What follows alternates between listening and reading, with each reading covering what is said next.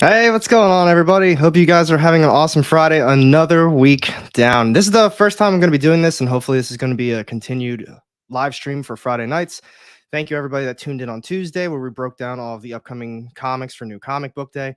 And I figured, I had so much fun doing that, have a little bit more of a lenient schedule so I could do streams like this. And I figured, we'll go over all the books that I picked up for New Comic Book Day. Everybody in chat right now, what's going on, everybody? Thank you for tuning in tonight. We could talk about all the books you guys picked up as well, which ones I missed out on, which ones you loved, didn't like, stuff like that. And there's so much news going on in the community right now. So much stuff with movies and TV shows. And I figured we just go through it all, man. We could talk about it together, stuff that we're excited for, and, all that good stuff. So let's check out some of these comments. What's going on, everybody? Nomadic, John Spilios, what's going on, everybody? Hope you guys are doing good tonight. Dave Wright in the house. John, looking forward to this, my brother, and everyone else who joins. Me too, buddy. Dave Wright. Eli's in the house. Brian Gorham, what's going on? Oh, Brian, it's from the shop. If everybody is in the area, Pennsylvania, of course. The Encounter. That's my LCS. That's where I work. Go check them out. They've got tons of really cool stuff. Really great shop. Great prices on everything. But yeah, I hope you guys are all having a good week. How'd your New Comic Book Day go? I think overall it was a pretty solid week overall. A little bit smaller, but I still managed to grab 10 books, and I was pretty satisfied with all of them. Right now, it looks like we got some people in the house. So let's kick it off with the New Comic Book Day stuff, and then we can get into a lot of the news. And let's see. So, all right, what do we want to start with today for it? All right, we're gonna start with this one. This one, I gotta talk about this one first. Oh, right, man. Brian, no problem at all, man. Dude, the shop's awesome. I love going there. They truly do. It's not just like comics and stuff. They've got like literally everything. Statues, back issues. They got a shitload of dollar bin stuff. You name it, they probably got it. Trading card games, actual like playing games like board games, stuff like that. I know people love that crap too. But here we go. And JW's in the house. What's good, man? I gotta talk about this book. And not specifically just this book, but I guess them in general. The Exiled. This one's written by Wesley Snipes. It's made by Whatnot Publishing. A lot of people are very, I guess, back and forth on Whatnot Publishing, whether you like it or you don't like it. I grabbed this one strictly because it was Wesley Snipes. I thought the artwork was really cool. I'm going to show you some of the artwork as well, so you guys can make your own opinions on it as well. Hugh, what's going on, homie? So I think the artwork's really nice. Actually, it's kind of gory, a little bit more on the adult side. Oh my goodness. But I think overall the artwork's really nice, and I think they did a good job with it. But the thing to me with this story is that it felt like it was all over the place, and at the same time it didn't make a whole lot of sense. Like, you got a murderer, all right, that's cool, and they're kind of ripping out people's spines, also cool. But my thing is, like, why are they doing it? They're not really going into any sort of detail about anything. Everything's just kind of up in the air. It seems as though like everybody's against him as well. I don't know. Not too bad though. And Brian says he likes the Blade Runner cover. That's outside of Wesley Snipes. I think this is pretty much the only reason that I ended up picking up this issue. I thought it was a really cool cover. And that's the thing with Whatnot. They kill it on the covers. They really do. But my other big thing with Whatnot is that I think a lot of the books are cash grabs. I honest to God do. Like, they've got an insane amount of covers, tons of exclusives. And like Ninja Funk, for example, I don't know. I thought Ninja Funk was pretty bad, like just all around. And it's no disrespect to the creators, because there's comics for everybody. Everybody's got their own opinions. But it just it's just bad, that first issue. I should have kept going with it to make like a real opinion on it. But John, are you going to be continuing on number 2? I definitely am going to check out at least the second one, because my thing with this first issue is I thought that it was a very intriguing plot. Like, it's the same thing that I was going to say about Ninja Funk, and it kind of reminded me of Berserker from Boom Studios.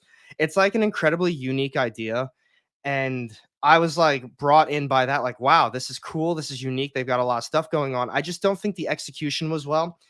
And I don't know if this is Wesley Snipes' first comic book that he's ever written. There's a few people on it, but I mean, I'm going to cut him some slack on that, assuming it is his first comic book. And I mean, that takes a lot of courage and a lot of like effort to put out a book like this. And I don't want to completely dog on it, but it's definitely good enough to continue on with the second one with a very unique idea. It's just, It kind of felt all over the place with not a lot of detail and stuff like that.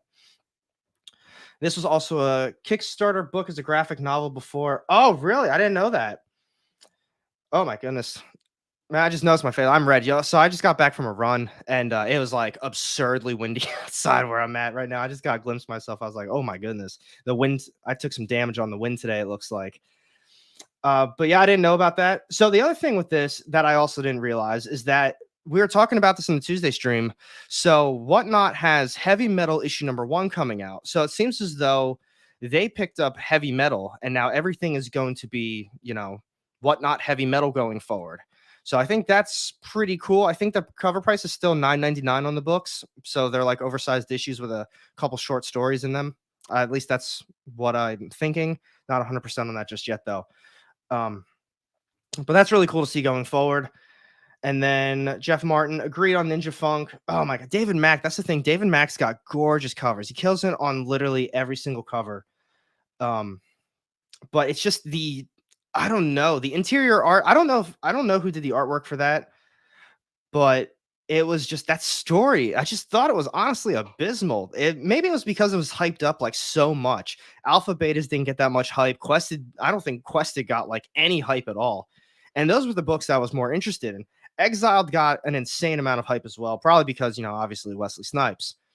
But it wasn't like a failure by any means. I consider Ninja Funk the worst one I've read so far. I haven't read Quested. Alpha Betas wasn't bad in my opinion, but Brian, for which one was crappy? Quested or Exiled, or I'm like, I guess all of them. But I didn't think it was that bad.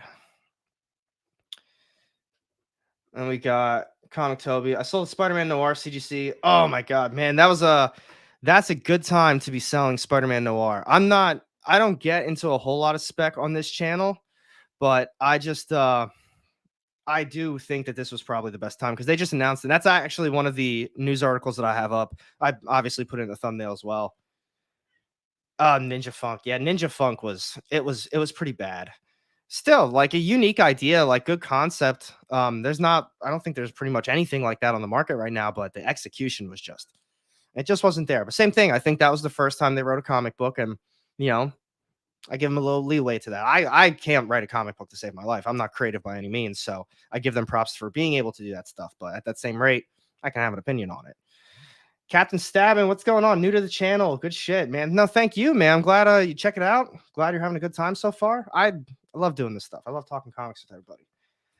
This one, let's talk about a Marvel one next. We don't have to go into an absurd amount of details with this stuff, but this one kind of caught me off guard a little bit too. Red Goblin. This one was actually a lot better than I thought it was going to be. So it's not Norman Osborn, which is also another crazy thing because Marvel doesn't really have continuity at this point in like anything. I feel like their comics are all over the place. Things that cross over probably shouldn't cross over, and then all of a sudden random characters are showing up in other series. And I was hoping it would be Norman Osborn again, but if you're reading ASM, you're reading Venom, obviously that's not going to be the case because he's currently Gold Goblin, and because of everything that happened with Nick Spencer, the Sin Eater took all of his sins away. So now he's trying to be like a good guy again. So this is Norman Osborn's grandson, Normie. Normie was the Goblin Child a while back, and now things that happened in Venom, I don't want to spoil that for you, but basically it's led him to now be the Red Goblin again. It gave a little recap. I thought that was really cool. Issue was a little cheesy, so there's that. I mean, I don't know how old Normie is supposed to be, but Dylan's pretty young, and I think Normie's a lot younger than Dylan.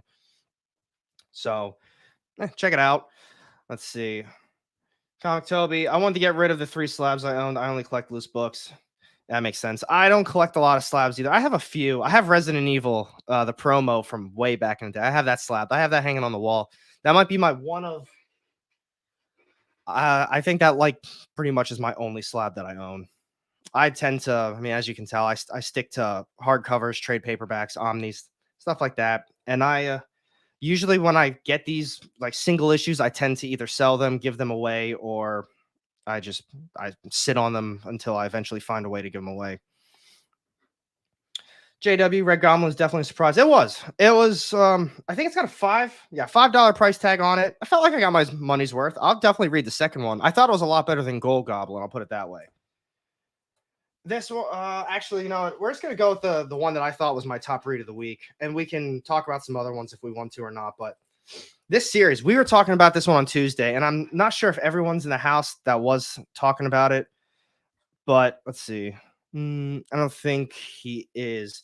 But Little Monsters 10. This was my top read of the week. I freaking loved it. It was just so damn good. This was like, if you're reading this series, this is the one that I think everybody has been waiting for. This was such a great issue. We finally got the backstory on everybody. Rami, however you say his name, you figured out the secret that they all had, and it was just what led them to be where they are pretty much. And it was just a very good story. I still stand by it. If you haven't started it, I would just wait for trade paperback. There's not a lot of stuff that does happen. It's just such a great, like, well-told story from Jeff Lemire. I think another interesting one this week was Monarch, Rodney Barnes. I mean, you can't hate on Rodney Barnes, man. He's doing Philadelphia. He's doing Nita Hawes Nightmare blog. He's killing it. Every time he writes like a monster or demon story, it's just incredible. And now with Monarch, it's an alien story. And I was like, yes, he's back. He's doing a brand new series. And it was just so much fun. Mr. Negative, this was a great issue. It really was. Yeah, it's like, so on top of what Mr. Negative said, and I think I kind of just like hit on it a little bit as well. Every single one of these issues of Little Monsters, it has a backstory on one of these little vampires. I don't know if you can see it like that. One of those little vampires, every single one of these issues had like a little backstory on them on how they became a vampire. And then it went back to present day, and they're trying to get that plot out of the way. But as the series progressed, it's almost as if that main plot doesn't really matter. And it's the buildup of the backstory that's led to kind of the collapse of the vampires. And it's just fantastic. And that's exactly what this issue was. So it's really cool to see. I mean, Dream Eater's loving it too. It really is that good of a series. Jeff Martin, waiting for Little Monsters to be collected. It's seriously, as good as it is, that's the best way to do it. A lot of these issues, they're very quick reads. There's not a lot of detail in them. Once you get out of the backstory, the main like present day plot, I think it's not bad, but they're not really doing much with it. I mean, 10 issues and they're kind of doing the exact same thing. So it's the backstories at the beginning of the issues that really make this series that good. Dave Wright, Monarch was cool, great potential. That's a fact. It really was. So we got our main character. His name's Trayvon. He's from Compton. He's a foster kid. And they didn't get into too much with this first issue, but you got to see just Trayvon and his day-to-day. There's this massive cloud that kind of looms over Compton and I guess most of probably California. I don't know if it's just specifically to them. Nobody knows what it is, but it eventually opens up and there's aliens. I mean, that's not really a spoiler when that's the whole premise of the book, and you pretty much figure that out right in the very beginning anyway. But you see his day-to-day before the aliens come, and it was really cool to see that. He's just this kid. He's got bullies. He's going to school. He's trying to get to class. And all of a sudden, the aliens just change everything. Definitely has some sweet potential. I'm really excited for the second issue. Let's see. Jeff Martin. Did you see the Scotty Young cover? I didn't. But you know what? Let's look it up. Let's check it out together.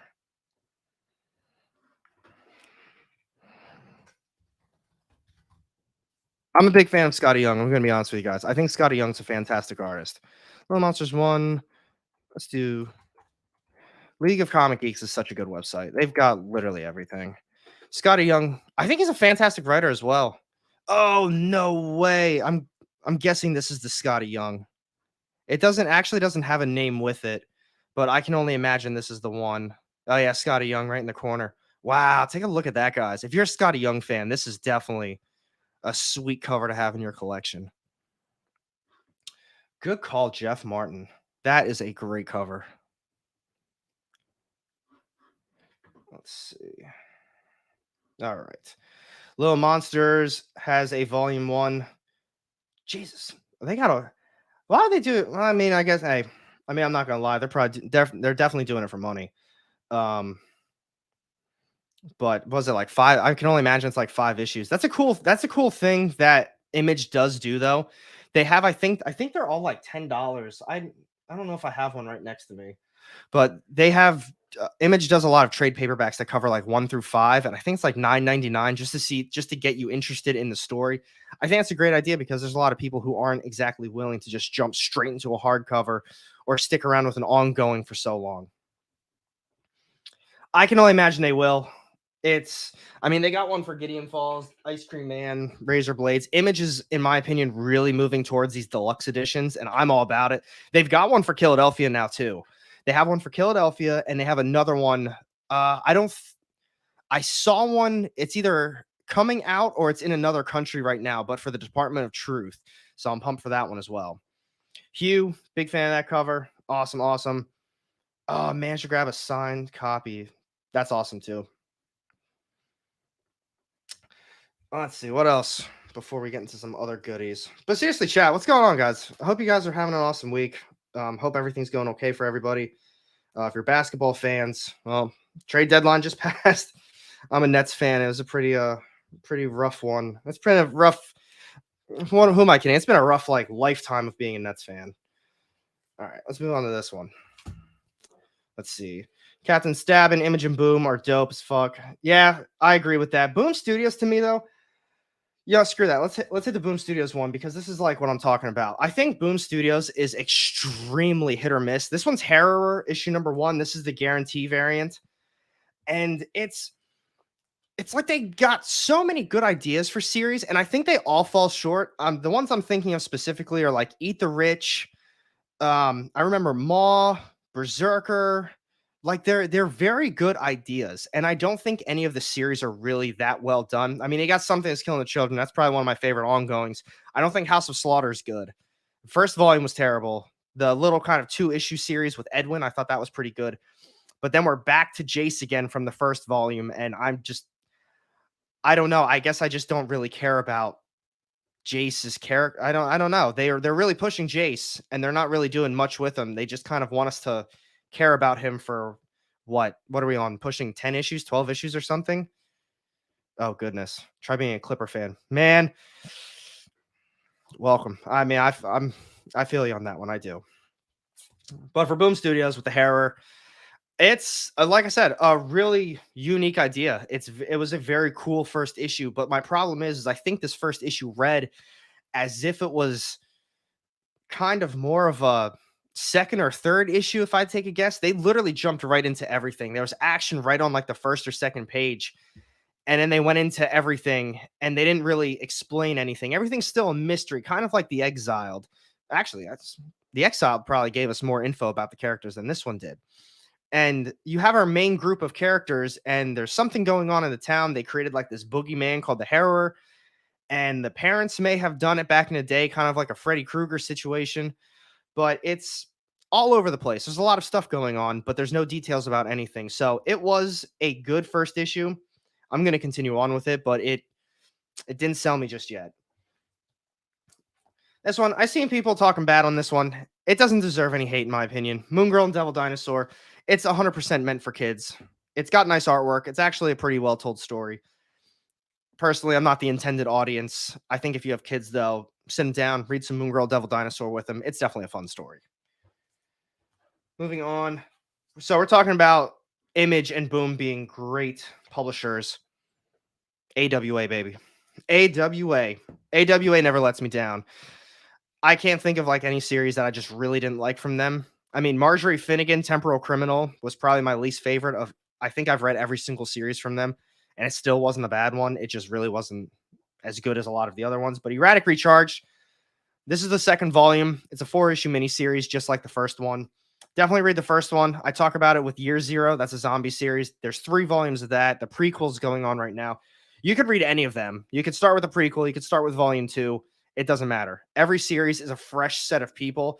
Volumes 1 and volumes 2 are dealing with the zombie apocalypse, while the prequel is obviously dealing with a new set of people before the zombie apocalypse happened. Mr. Negative, you know what? I can actually agree with that.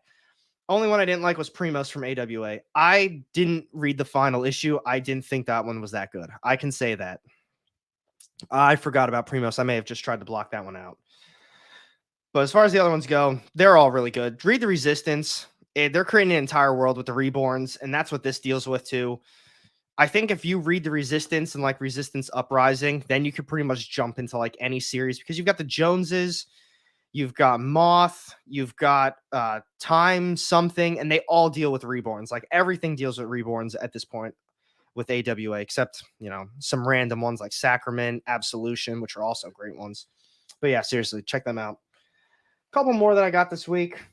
Namor the Submariner, Conquered Shores Part 5. Not bad. It's okay. I think it's really funny. Somebody mentioned in the comment section quite a whiles ago was he said, so this is written by Christopher Cantwell, and he said Christopher can't write well, and he said that is exactly how he feels about every single one of his series. And I was like, man, that hurts. But I read this one, and I was like, huh, it's written by Christopher Cantwell, and well, I don't think it's well written. I think the last one I read from him was some of the Iron Man series, and I kind of felt the same way with that too. But I feel bad because now I have this like Christopher can't write well impression in my head, and well, I'm sure he's got some good ones out there. Kara Andrews is great. And then how'd you read the series but not the last two? That's why I kept going on with it, and then I think it's a 4-issue series. And the last one was like, I didn't even get the last one. I was like, I just don't care about it at this point. It's really not that good. I read the first one or two. I think I read the first two for sure. I was like, I'll skip out on it. Maybe I'll get a trade paperback. But I actually heard from a few other people that it wasn't that great either. This one, though, Jesus. Chip Zdarsky, man. Chip Zdarsky right now. Chichetto, I don't remember his first name off the top of my head. I feel bad. Marco? Is it Marco? No, I don't think it is. Let's give him the respect. Let's give them all the respect that this team deserves. This book could have easily been the number one choice of the week, but I tend to give it to the indies because they're just that good all the time. Let's see.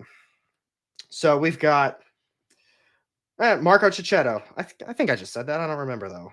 Marco Cicchetto as the artist, Chip Zdarsky the writer, and then Matthew Wilson with Eric Arciniga as the color artist. And wow, this is it's just so freaking good. If you're not reading The Punisher, it's not going to be as good to you because they're finally tying everything together with The Punisher in that series. Like, Daredevil's going to war with Frank Castle. But man, he's like starting this other plot line behind the scenes with the Avengers and some of the other Marvel superheroes that they have to take down Daredevil as well.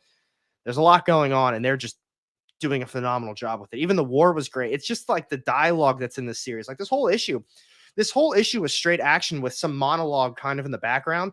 And I think that's what really made the issue. It was really cool to see them fighting because they've been building it up the entire series so far. And it's like, finally, Frank versus Daredevil. And it's the monologue that just really got me on that one. Like I said, easily could have been the top read of the week, but I ended up giving it to, where was it? Little Monsters. It's the issue I've been waiting for. And it was worth it. It was well worth the wait. Sean Ali, what's going on, man? How you doing today? Sean, what's going on, brother? Dave Wright says Daredevil was great. It absolutely was. And seriously, if you're not reading that series, when I started reading it, I didn't finish reading the last Daredevil run, and I also didn't read the Devil's Reign stuff. So the first few issues I felt pretty lost. I was like, man, do I really want to continue on with this?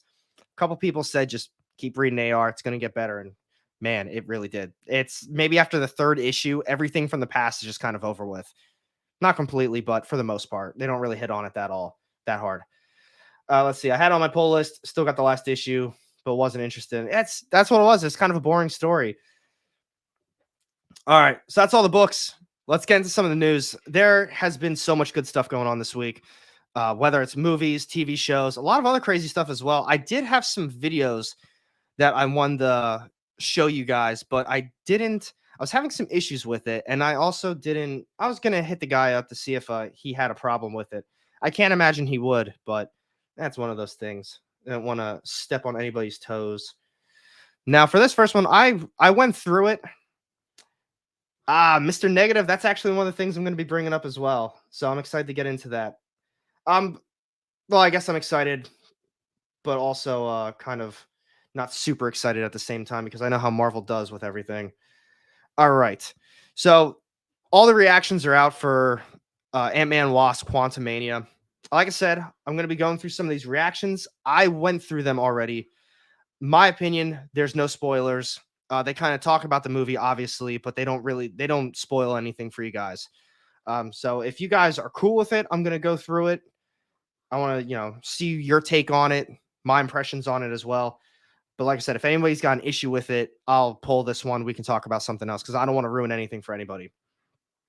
But doesn't look like there's anything bad, so let's jump right into it, folks.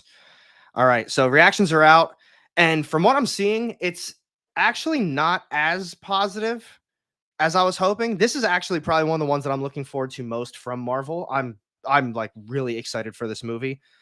But from some of the reactions, it seems very mixed. Not bad, but it's just like it's kind of all over the place. And I guess that's to be expected. I mean, Ant-Man Wasp Quantumania, there's just a lot of stuff going on in it.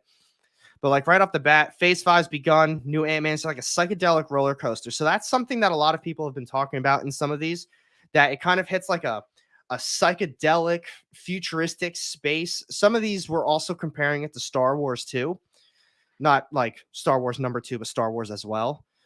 So that's one of those good things to look at. Maybe a bad thing if you're not a Star Wars fan.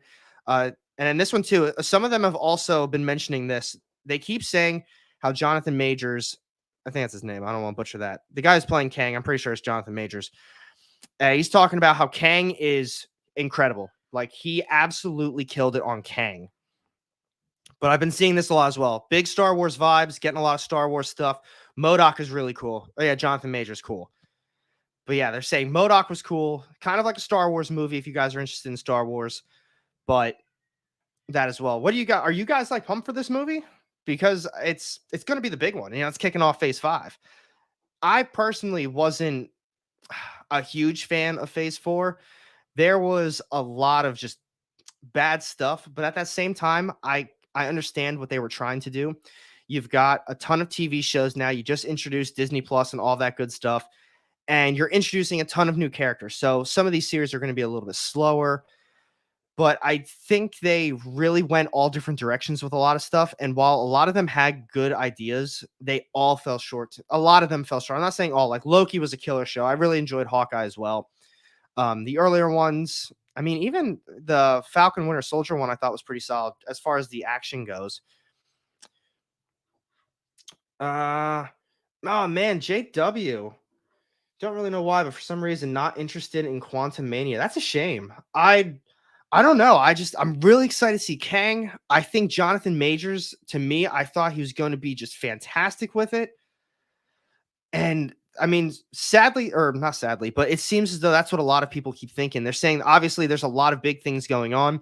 They keep mentioning too that the post-credit scene is extremely important to going forward with Phase 5. So I know, I mean, post-credit scenes are usually very important. As far as like the Phase 3 was, not as much as Phase 4, I don't think.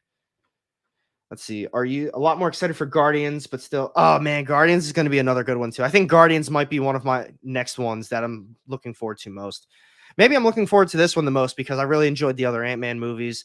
Kang's finally in it. Kang's finally get to be this big badass that we all know he is. But then Nomadic, the Punisher. I think the Punisher is really good. I think Jason Aaron's doing a fantastic job with it. Personally, he's it's I don't want to call it a slower series, but they put a lot of flashbacks in it in every issue now. I think that started with like issue 2 or 3. And to me, I think they're doing a wonderful job with it. A lot of my friends I've talked to, they're not a big fan of the Punisher series. It's like you either really love it or you don't like it at all. I'm kind of more on the I love it side, but that's just my opinion on it. Man, I'll probably wait for Disney Plus. That's crazy. That's how my dad is. My dad waits for everything on Disney Plus at this point. And I saw Black Panther in the theaters and I really enjoyed it. I was really happy to be able to get that experience in the theaters. But outside of that, I'm not sure. I didn't see Thor in the theaters. And actually, I think I did see Doctor Strange in the theaters, though. But I skipped out on Thor. I thought that was, oh, goodness. I thought that one was freaking horrible. I remember Lou Ferrigno Hulk. Oh my goodness. The Lou Ferrigno, man. Have you guys ever met him? Every time that I went to, so he showed up to a lot of comic shops in Oklahoma to do signings. I never had an opportunity to meet him because his signatures are absurdly expensive. I'm talking, I think they were like $50 to $90 for most of his signatures. And for me, I just wanted to go and, get a small thing signed, maybe get a picture or something, but it's like the lines wrapped around the building and it'd be, on the upwards of closer to $100. It just wasn't worth it to me. A little burnt down the MCU, but I have a bit more hope for this one. Uh, I agree with that. I'm not saying I'm burnt out. I like watching these movies. I think I think what it was for me was the TV shows that got me a little bit more burnt out because they're coming out weekly, and then by the time they're done, there's another show pretty much on the horizon, like a month later, if that. And I really didn't think a lot of the shows were good. I actually did really like Miss Marvel, but same thing with like most of them. I thought the ending was just god awful. It's almost as if they started like a season 2 plot with 2 episodes left. She-Hulk, I went into it with the idea that it's just a comedy sitcom style, but it was all over the place, and that's my biggest gripe with it. I think that the lady who played She-Hulk, I can't remember her name either. She did a fantastic job. She did the best that she possibly could with that script. I liked seeing Daredevil in it. I liked when the Hulk was in it, although I don't think they were the best scenes. It was just cool seeing Bruce Banner. But it's like you have a sitcom, so every episode is kind of different, but you're still like half-ass following this plot. And then by the end of it, you're kind of just slapping everyone in the face saying, wait, this is a horrible ending. Well, yeah, of course it is. The whole show was pretty horrible because it was all based similarly to that. So I appreciate them recognizing that it wasn't good, unless if it was just supposed to be a joke to begin with. But outside of that, I don't know. I can't imagine spending money to watch Thor in theaters. I'll tell you what, Hugh, if I would have saw Thor in theaters, I would have been very upset. That was probably one of the worst, if not the worst, Marvel movie that I've seen. I would rather watch Eternals over that again, and did not like Eternals either. I didn't watch Thor. It's like I'd say it's worth watching, but at the same time, I don't think it's worth watching at all. I really don't. They butchered. Oh my god, no pun intended. Gore the God Butcher. They screwed him up royally. I think. Who the hell even played him? Christian Bale. I think Christian Bale did a great job with him, but the scenes that they did it, I just thought it was stupid. And then the comedy constantly, it's like joke after joke. And every time you finally get this real moment, and it's like, all right, guys, they're building up the suspense. It's going to happen, this big battle. Someone cracks some stupid joke, or those goats start screaming for like the 10th time in a row. Or they kept reusing the same jokes over and over again. Like what was it? Stormbreaker just slowly panning onto the into the video. It's like, come on, how many times are you going to do this? The first time it's okay. The second time, all right, I get it. Same with the goats. I don't know. I'm over that. Really like Jonathan Majors Kang. Really more excited to see him in Creed 3. Is he in that movie? I actually, it's crazy. I haven't seen any of the Creeds. I'm pretty behind on a lot of movies. I tend to What's really crazy is I tend to watch like I watch like an absurd amount of YouTube.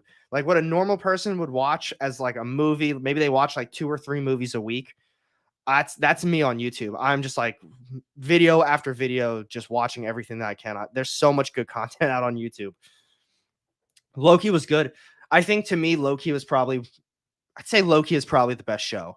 I think overall casting, plot, action, execution, like cinematography, I think it was all just incredibly well done. Spitzkoff, Larry, what's going on, man? How have you been? I hope you're doing really well, man. It's good talking with you. Glad to see you in the stream tonight. Let's see. Jeffrey, for real, watch Bill Bixby. You'll welcome the MC. I'll have to check that out. Met Lou Ferrigno Khan 10 years ago. He's cool. A little hard to communicate with. Didn't know he was hard of hearing at the time. Yeah, I heard. My dad told me about that, which is why he, talks the way he does. I used to watch him do a lot of bodybuilder videos, and they would always hit on that. They'd say that he could never be a bodybuilder or an actor for those reasons. And it's really cool to see, he overcame all of that. See, that's how I felt. I went into it with no expectations because Dream Eater, like a lot of the other Marvel stuff lately, it's just like everyone wants to dump on it. Like before seeing it, before getting anything, they just want to dump on it and say, "Oh, it's going to be terrible. It's going to be trash. It's this, it's that, based on this." And I don't know. I go into everything with an open mind. Everyone said how horrible Thor was. I still sat down and watched it. Although, I mean, it was still quite bad. That's not always the point. That's not always the point, though. But Hold on. Some of the Star Wars series have been very good. See, I haven't watched. I'll be honest. I haven't watched any of the Star Wars stuff. I have. I'm not saying I'm avoiding it. I just haven't. I just haven't watched it. Hugh. Speaking of Huey, have you watched The Boys? I have watched The Boys. I love it. I have not read the entire Dynamite Boys series. I heard the series is okay. I actually heard the show's a lot better. I have all the books. I haven't dove into all of them yet. I read the first omnibus and I think half of the second one, but I mean there's a bunch of books back here. I get caught up on my brain's like this little like hamster on a wheel. It's like I get a fresh idea and it's like cool, we're gonna start running on this new idea. But Boys I thought was really good. Christian Bale, completely different. Yeah, but like I said, I think he did a phenomenal job with it. They just kind of screwed it up. SMK, yo, what's going on, buddy?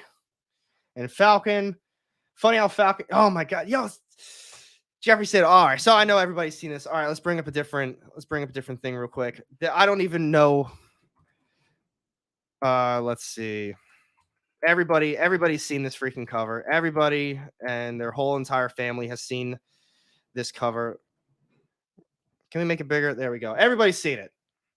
Tell me how you've got an Eminem battle with Spider-Man.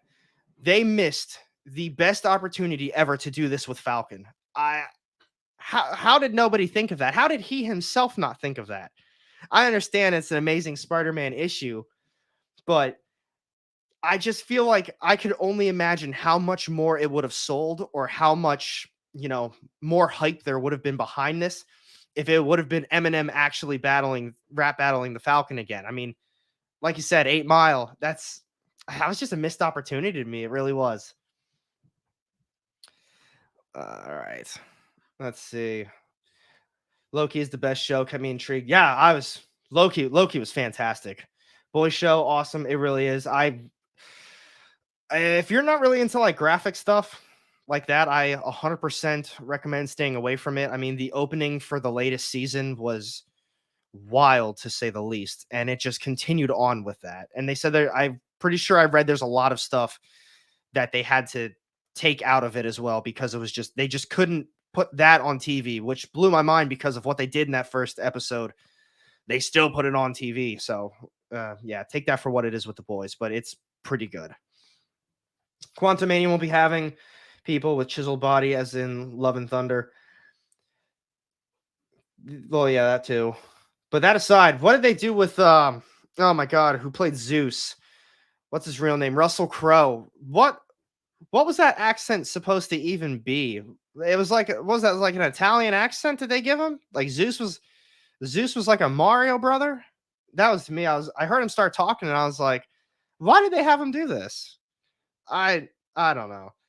This cover is hilarious. I like this cover. And what's his name? Javon Jordan, Illuminati. He did an homage to this one as well. I don't know if it was his own or it was a whatnot cover, but he did one very similar to this. I like his artwork. Javon does good stuff. He seems like a nice guy as well. I've met him at a couple cons. But at that point, I don't think we didn't even really get through a lot of these. Some of the other ones, like I said, I'm actually not going to continue. I don't want to continue on with this one for you guys. I don't really want to spoil anything for anybody that doesn't want to see it. Just, I guess when I went through them, they said the beginning of the movie a little slower, but it really reminded them of like a lot of Star Wars, very psychedelic. MODOK was cool. Jonathan Majors absolutely just home runned it with Kang the Conqueror. So I'm super pumped for that. This one though, oh man, I'm so pumped. Where's my man 420? He just said he sold the 9.8 Spider-Man Noir. I'm not sure if he's actually. I think he's still in here. He just said something. Yeah, there we go. My man was talking about that he just sold the 9.8 of this one a little earlier. So that's really cool to see. Hopefully, if you don't mind, when you say like Spider-Man Noir, was it because I think this is like a 2021 or 2020 cover for a newer series that they did with him. Was it the OG Spider-Man Noir that you ended up moving, or was it the newer one? Just wondering. Oh, what happened? There we go. All right, cool. Let's see. Boys Comic is on my. So one thing before we get into Spider-Man Noir, I will say about the boys is I think the reason that I took a lot of breaks from it is that I think it was a lot to take in at once. if I can remember, everybody has an accent in the book, and they write it as if there's an act, and they write it as like the character has an accent. And plus, there's just so much stuff going on constantly in the series. There's a ton of characters. So to me, I'm not saying it got, I don't want to call it overwhelming, but it was just a lot to take in at once. And just between the accents that were being like used for the characters and then tons of characters to remember and just different plot lines, I had to take breaks from it. And then, one thing leads to another. And so far down the list now. Was that a thing? See, I haven't read this article yet. I was going to wait for you guys to read it with you. But I didn't know. I feel like I recall seeing something with Nicolas Cage. I don't know if they were cracking jokes about him doing Ghost Rider or coming back as just a Ghost Rider, and then they move on from Johnny Blaze to Danny Ketch or something. But I feel like I remember seeing Nicolas Cage somewhere. But yeah, it seems as though, so looks like per Variety, Spider-Man Noir is going to be in the works at Amazon. That is something, I don't want to call it. I like Amazon. I think Amazon does a good job. I think they really hit a home run with The Boys. Like, they just knocked it out of the park completely. I'm a big fan of Paper Girls as well, and I think that was horrible. I mean, obviously it was horrible because they canceled it after the first season. So seeing this, and wasn't Silk also picked up by Amazon? And we haven't heard a single thing about Silk either. Maybe that's even in here. But let's see. So this just talks about who he is. Peter Parker in the 1930s in New York City. While the upcoming series features its own universe, the main character will not be Peter Parker. News report does not indicate who the central character might be. So maybe they either tell us eventually, or maybe it's a mystery. We got to figure out who it is. And there we go. Shortly after, the Prime Video confirmed another Spider-Verse series, Silk Spider Society. That's cool. I didn't know they actually gave it a name. But I knew that they also talked about Silk. So let's see. First appearance, Walmart variant. Oh, that one. That one was pretty hot for a little while there. I remember that one. Those Walmart books, man, I'll tell you. People were eating up the Spider-Verse ones, and they were talking about Strange Academy. Donny Cates had that Venom one for a little bit. People really went crazy for those Walmart ones. And I'm not going to say I didn't, because, man, I'm all about those packs. I have a couple packs, I think, just it's actually sitting right there. Maybe I'll grab it and we'll open it up together, see what it is. But I tend to buy them. I just sit on them. I don't know why. I never want to open it. I have so much sealed product as far as like even Pokemon cards go. I like keeping it sealed because I never did it when I was a kid, and I won't get the joy of opening it like I used to, because every time I open it, I just want this big hit card, and I know that's not going to happen ever. Let's see. JW, I hope the Spider-Man Noir show is good. There's a lot of potential there. Well, the thing is, so if they're doing Silk, and now you got Spider-Man Noir, you could start to truly hit on like all of these Spider-Verse characters. You could do something with Spider-Punk, and they can all be animated. I don't know if this is this supposed to be animated or not? I don't think it actually said. But if it was animated like the Into the Spider-Verse series, that would make a lot of sense to me. And especially, like you said, so JW also said, like Invincible. I did not watch Invincible, and that's mainly because I want to read Invincible first. There's not a lot of series where I'm like, oh, I need to read it before I get into it. That's one of them. I heard Invincible is such a good experience. It's like reading Saga. I heard it's an incredible experience when you read it. And I heard the show is really good. Like, the show is top notch. But I don't want that experience ruined for me. I don't want to miss parts here and there. I want the details. I want everything. I want to take that series all in as it is before I check that out. Nicolas Cage animated an animated Superman. I'd like that one. Crystal, yeah, man, I'm telling you, they missed an absolute opportunity right there. Someone should have been in that room with them and be like, you know what, Eminem, instead of doing Spider-Man, what if we did Falcon? Ure whooped his ass in a rap battle back in 8 Mile. You do it again on a comic book cover. That would missed opportunity. I would have went crazy for that cover. I would have been really happy about it. Spider-Man just didn't make sense to me. It's cool and all, but I feel like that was a lot of people's first impressions. They were like, well, what if you did Falcon instead? Spitzkoff, if Spider-Man Noir turns out to be successful, it could open a door to a lot of other projects. That's what I'm saying. That's what I'm saying, man. It's, we got Spider-Man Noir. Silk is already there. Miles Morales did the Into the Spider-Verse movie. Spider-Gwen, well, she was in that, but what if Spider-Gwen got her own series? What if Amazon takes over a lot of the animated stuff and Spider Punk. There's a lot of really good stuff that they could do with that. I'm excited for that. I believe it was an for MCU for what? And yes, that absolutely would have been dope. But so the rest of this article, it looks like it's just talking about who Spider-Man Noir is. If you guys don't know, he's Spider-Man Noir. It's set in the 1930s, New York City. I mean, that's what he looks like. It's a very cool series. The OG one and the newer one was pretty good as well. Spider-Verse's newest Spider-Woman combines two iconic characters. So let's this one talk about. Before Spider-Man Noir, Prime Video will develop Silk. So Silk is coming first, which is crazy because we don't really have any info on this one either. Then I remember they dropped this one probably that had to have been over a year ago at this point, and there's been no update on it. That's like Paper Girls. Paper Girls was in development for what felt like years, and then all of a sudden it dropped out of nowhere. And I can tell because it just wasn't good. That's my opinion though, but it obviously got canceled, so that says something. But let's just talk about who Silk is. And yeah, it's a picture of Silk. I don't know why they put Batman there. Oh, Sony's must avoid a Batman series pitfall. Whatever. I have faith in Amazon. I really do. Let's just talk about the Batman one then. So that's Comics and Chaos, man. What's going on, buddy? Yo, check out Comics and Chaos. And you're back there too. Oh, I missed a few of these comments while I was reading that one. So Comics and Chaos, it's Phil. I've done some videos with Phil before. Check him out on his One True Nerd King. He's on Instagram. He putting out content every day. He's good, does good stuff. And he's with Rage Theo as well. He's a big seller on Instagram, whatnot. I think he still does whatnot. But they started doing videos together and they started doing more live stream stuff. They talk about current events and stuff as well. Really good stuff. So definitely check them out. I don't know. Feel free to keep talking, Phil, assuming that's you and not Rage. Keep talking with your schedule, whenever you put videos out. Let the people know. Definitely go check them out, guys. And seriously, thank you so much for the super sticker. You didn't have to do that at all, buddy. I really appreciate it. Invincible comic was it? See, that's what I keep hearing, man. I keep hearing Invincible is just that good. And I just, like I said, I don't want the show to just, the show won't ruin it, but I don't want anything spoiled that I just missed out on from the book. And Crystal Gwenum will be so dope if they do like a Spider-Gwen series and then all of a sudden Gwenum hits. That would be so much fun. I'd be pumped for that one. I'd like to see Peter Parker as well. Oh, Jeffrey said that too. Both want Peter Parker. Well, I don't see why they wouldn't do Peter Parker. It's just one of those things, people take over the books. They want to do a television show and they're like, all right, well, we need to change things.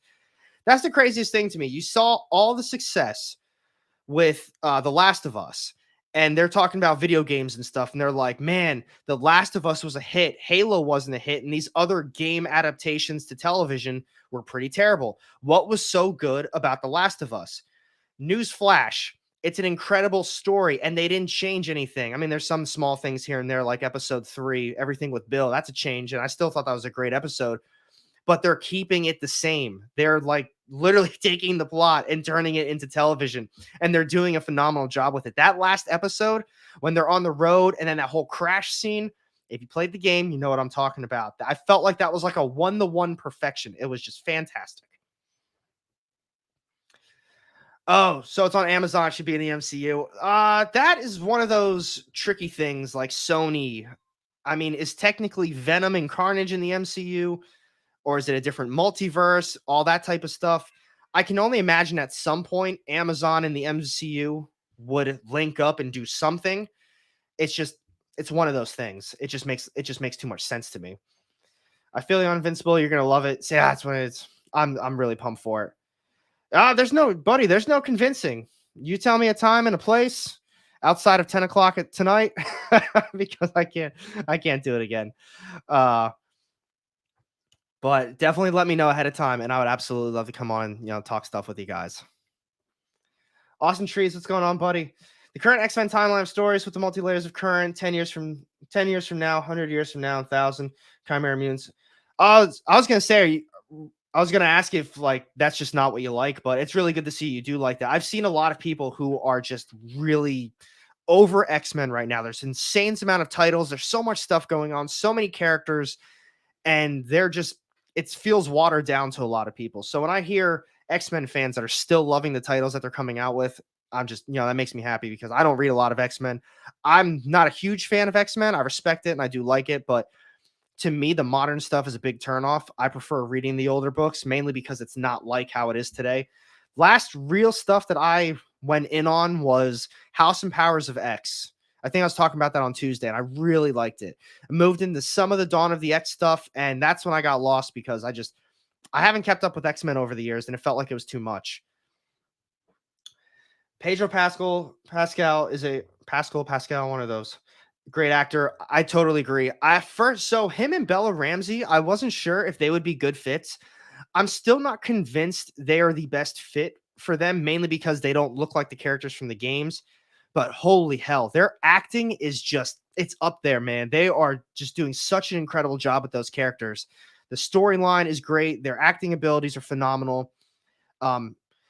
It's just one of those things that when I visually look at them, I don't particularly see Ellie and Joel. Joel a little bit more than Ellie, but man, Bella Ramsey, she killed it in Game of Thrones, and now she's doing a great job now. Let's see. Episode 3 had me in tears. Episode 4 was good. Episode 3, I couldn't believe how good it was. I really couldn't. I went into it like, man, they're dedicating an entire episode to Bill. I don't know how many episodes are in this series, but it's just, it's Bill. Bill didn't play a huge role in the game. And plus, the way that they wrapped up that episode, I was like, that's not how it was in the game, but it's what they did with it. I was like, wow, this was such a good story on Bill, man. Let's see. Last of Us, amazing show. It's already season 2 is already confirmed. Now, season 2, I never finished the second game. I didn't like what I played from the second game. I will say that much. I was very disappointed. I'll say that much. I was very disappointed with a lot of stuff that they were doing in the second game. The way it started, the way that we swapped to the other character. I'm trying not to do too many spoilers, but I mean, the game's been out for a couple years. Everything that happened with Joel and then Abby, like playing as Abby, I did not like that. But I know as a fan, I should have continued with the game. I'm going to replay the first one. I'll jump back into the second one and get going from there. Oh, so Coco, that is real. Animated Superman as Nick Cage. I thought I heard him as something, but I didn't remember what it exactly was. Like to get back into X-Men. See, that's the thing. It's so hard to keep up with. It's a pain in the ass, to be honest, man. It's so many tie-ins, so many titles, so many events, characters to keep up with. Some of them die, and then they just come right back to life now, too, because they have that thing where they they can basically clone and re-download their personalities or something. I'm not 100% up, like I said, not 100% up to date with everything, but I know that death really isn't a thing anymore for the mutants. My man Phil, he said he cried twice. Then he had to reiterate it with a capital. That's funny. Let's check out the next one though, folks. All right. This one. Oh my god. I don't know if any of you guys have seen this. I don't think it's real. I like Mila Kunis, I really do. I hope for everything that she's not the Sue Storm.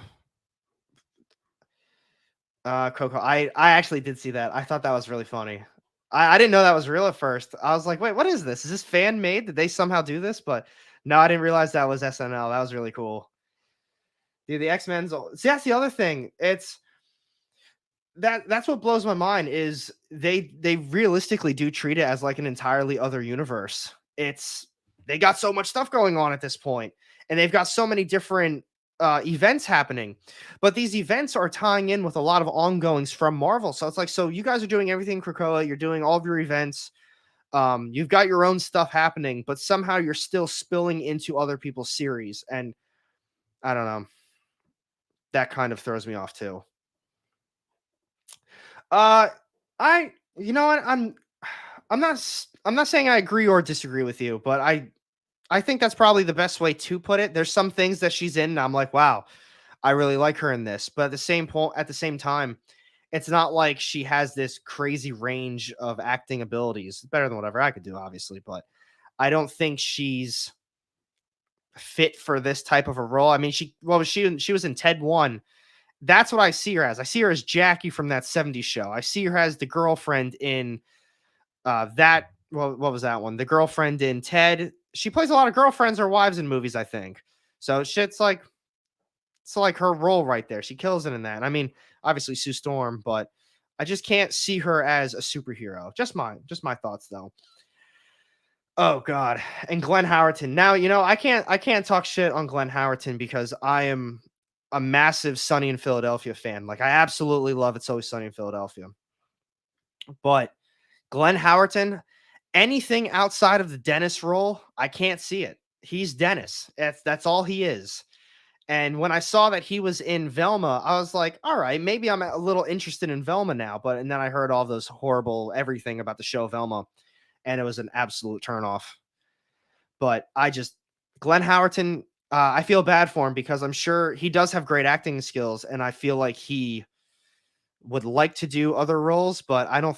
He's been doing Sunny for like what 16 years or something. I can't imagine people see him as anything else. But I thought this was the craziest part about this. It's new photos spark it. Photos of Mila Kunis, or photos of Mila Kunis with Fantastic Four director Matt Shackman have sparked speculation. She may be up for a role for Sue Storm. Oh God, I just hope I think that would be a bad move in my opinion. And I'm going to move, and we're going to talk about that one next. But let's go through this a little bit more. So Daily Mail recently shared photos. Let's check these photos out.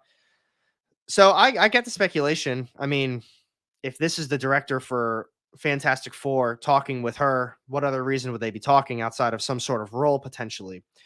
They could talk all they want. Sue Storm just ain't it. Sue Storm ain't it. We can talk about Flash too. I'm not gonna lie, I'm a little hyped for it too. I saw they released a picture today. I think he was in the Batcave, I believe, and I thought that was really cool to see. Did you actually watch it though, Velma? I didn't give it a shot. Second Street. That's funny. Let's see. Flash will be good, but I don't know if I can get around Ezra. Ezra has done a good job staying out of the spotlight as of late, it seems. I haven't heard his name in the news for quite some time. But he at some point it was like a running joke of, all right, when's he gonna get arrested again? When's the cops gonna get called on him again?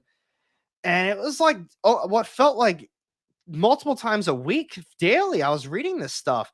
And then he went off on like some farm and took in a family. The dude, in my opinion, needs help. They don't need to be giving this boy any more money. They don't need to be giving him more movies. They need to get him some sort of help. I don't know if he's got an addiction of some sort. I don't know what's been going on with him. I hope the best for him, obviously, because people keep hyping up this Flash movie. Everyone's saying like it's very good, and I guess they also can't say, yeah, it's going to be a bad movie. It's going to be a big old stinker. Can't really say that because they've invested so much money in the movie and in him. Ah, sweet. That's why. All right, that's cool. That's what I like to hear. That's what I like to hear about that. And then Crystal would say, after what I hear, that Scooby Doo. Yeah, I was gonna say Scooby Doo's not even in it, from what I recall. It's like they changed the characters, and Scooby Doo's not in it, so it's not really Scooby Doo. I mean, if they would have made I think that's another reason people are so upset with this show. It's not that they're mad that it's like a bad Scooby Doo show. It's that it's not Scooby Doo, and you're basically calling it Scooby Doo. I mean, it is Velma, but you've got all the characters there from Scooby Doo. So fans of the show are expecting this, and then when they turn it on and they realize it's just some hot garbage, it's like, no, this is ridiculous. You're taking something that people love and you're ruining it. That's what you're doing. You're ruining it. And that's one of those things. I really hope they don't mess up FF. See, that's the problem is I think of all the things, FF is going to always be the one that's going to get the most scrutiny. It's everyone's always going to be just like eyeballing this movie like, all right, who's going to be acting in it? Oh, I don't think that role is good. Well, what's the plot going to be? Who's the villain? Oh, Dr. Doom, assuming Dr. Doom. Then it's like, well, who's going to play Dr. Doom? They need to get that right. If they screw up Fantastic Four, I think that's going to be really bad for Marvel. I honestly really think it's going to be bad for Marvel because we've had all these adaptations over the years. I like the original one. I didn't like the remake. I think Miles Teller was in the remake. I didn't really like that one. I didn't think that was good. But they need to stick with something. to me, Fantastic Four is like these constant remakes of Batman with just a new uh, person playing Batman. And it's like, all right, another Batman movie. I feel like that's what people are going to be starting to think about with Fantastic Four. Like, oh, another Fantastic Four movie. So we're going to see how that one goes. Let's see. I hear test audience have tested it higher. See, that's what I'm saying too. Man, sorry about that. That's what I'm reading too. I've seen a lot of stuff about uh oh my goodness, that The Flash has been just like a fantastic movie from what everyone is saying. It like opens everything up, it brings everything together. Like people are really hyping that movie up, and I hope it's as good, but we'll see. I like Penn as Reed, but he dated Blake for 3 years. Who Penn? Am I all right? I don't know if I'm missing a different person, but am I thinking? Are you thinking is Sean Penn that person? I don't. Off the top of my head, I can't think of any other Penns. I was gonna say I don't know if Deadpool would let that one slide. Cavill for Doom. See, Cavill, he got so screwed over as Superman. I still see him as Superman, but he needs to be something in the MCU. And I think a villain would be a great role for him. I could absolutely see him as Doctor Doom. He's got it. He's got to be something. And I think Penn Bagley as all right. I gotta look up who that is. I don't know who that is. If anyone else doesn't, it looks like we're gonna see it together. Penn. All right. Oh God damn it! That's the next one. That's Penn Bagley. Oh no, the guy from you. All right, I've been seeing that float around a lot too. I've been seeing that one float around, and you know what? All right, we're over me. Let's bring on Penn. I I did not like the second and third season of You or whatever they're on now. What are they on the fourth season? Whatever they're on. The first season wasn't bad. It wasn't bad at all. And the second one and the third one, I was like, all right, this is god awful. This is pretty bad. I'm not liking it at all. I will admit, I watched the first two, maybe three episodes of the fourth season, and I was like, oh, this ain't bad at all. I'm enjoying this. I'd dabble in another episode. I'm not gonna lie right now. That's how good I thought that one was. Could I see him as Fantastic Four or as Reed Richards? I don't know. I don't want to say yes and I don't want to say no. I think that is a very interesting choice, and I don't think it's a bad choice, and I don't know if it's a good one. I think that is just a name that should be thrown out there, and maybe just keep throwing the name out there and let it marinate a little bit and see if it sticks or not. But I don't think that's all right. Well, all right. Here's the thing. This stream, you're not going to be coming at short people here. I don't know how short he is, but I'm not saying I'm the tallest guy out here. And us short people got to stick together. Anyone else in this chat right now is short. We're family. 5'8". All right. Now you got a problem because I'm 5'8". Ooh, that's interesting. I think it would be a long time before they introduce that character, but that would be all right. So here, it all depends on where they go with this type of stuff. So what is what is Sony's verse right now? What is everything with Sony? Is it like what universe is this technically in? I don't know if I guess with Spider-Man, that's still technically the MC universe. Um, but everything else, I don't know, like Venom. Because Venom, I don't think Venom and Carnage are technically the same universe. So I think if they decide to bring in Maker, they could say something along the lines of like, yeah, he came from this universe as well. Because I don't recall off the top of my head, but he did come from the Ultimate Universe. And I was going to say, I don't think Sony's going for the Ultimate Universe right now, but they could, you know. I mean, I gotta say the Carnage and Venom, they're pretty bad though. Reed's kind of tall. He is. I'm still there. We go. That one hits hard. I'm 5'8" too. That one does hit hard. Yeah, we short kings. We in this. You know, Phil. I don't know how tall you are, but you know, as you look down on us and scoff, you can get at it here. Jesus, 6'3".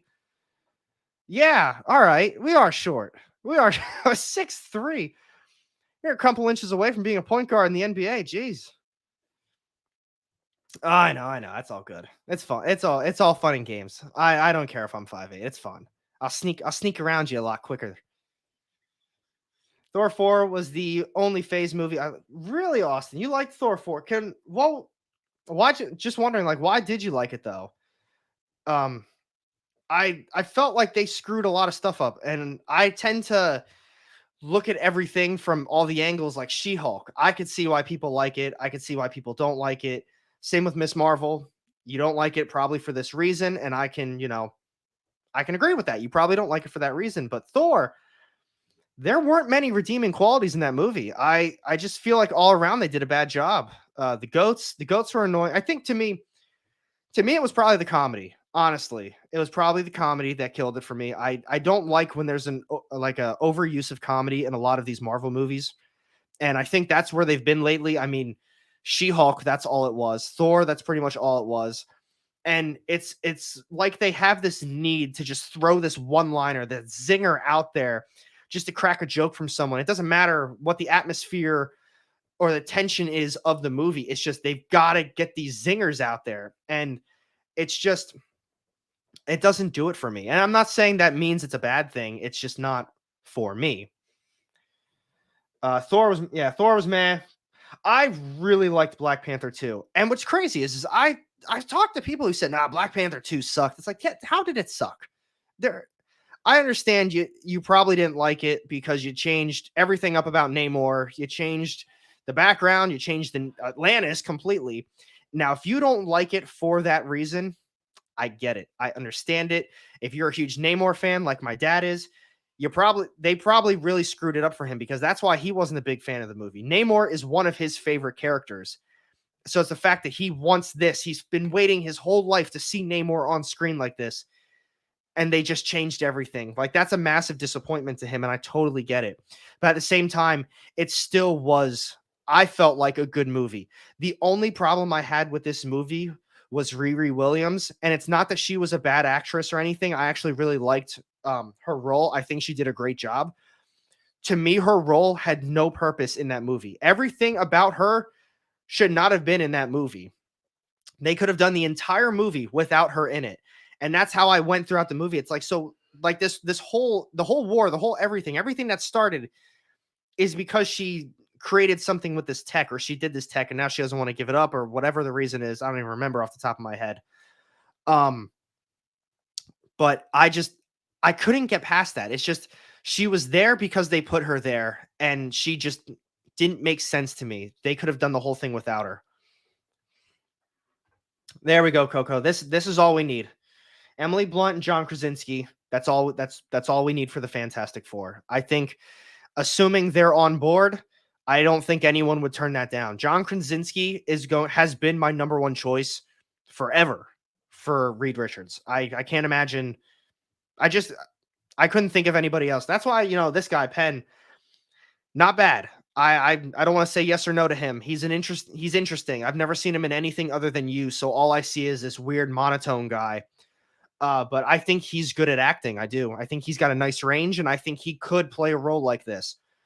But I just can't see anyone outside of John Krasinski, especially after they threw him in Doctor Strange: Multiverse of Madness. We saw that the whole theater went wild. Everybody's been waiting years for that.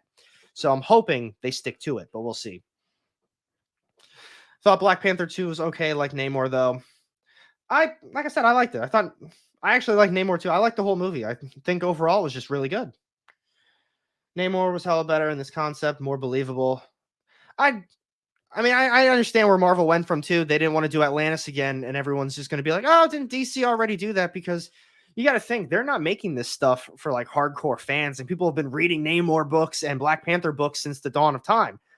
They want a casual fan. They want to bring in just the regular person.